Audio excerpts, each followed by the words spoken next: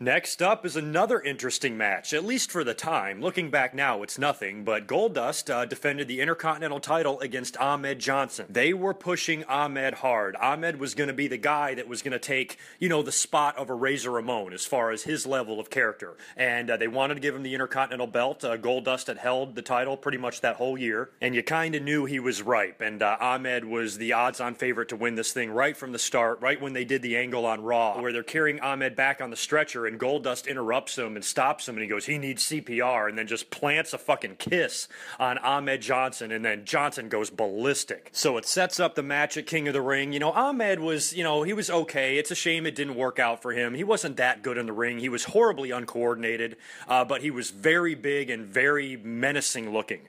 And he looked great. He looked like $1 million.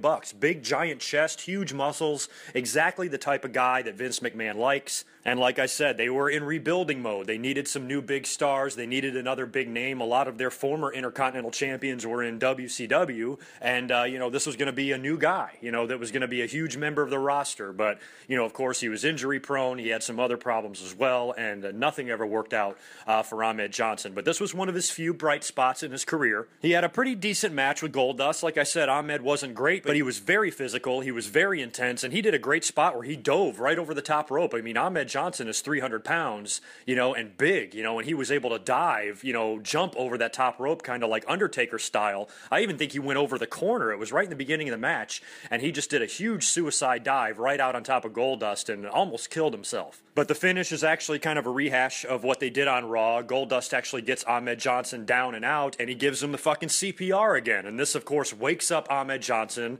Hulkamania style. He fucking is impervious to pain. He goes nuts on Goldust, kicks the ever-loving shit out of him, hits him with his finisher, the Pearl River Plunge, which is kind of a form of a Batista bomb, but you start from the double underhook position, and gets the pin, and new Intercontinental Champion, even puts the belt on his waist, and that was it. I think it was just a couple of months later Ahmed was hurt, and his career was never the same, but this was one of his bright spots, and his push was beginning. He was launched in this match. He was going to be a big-time deal.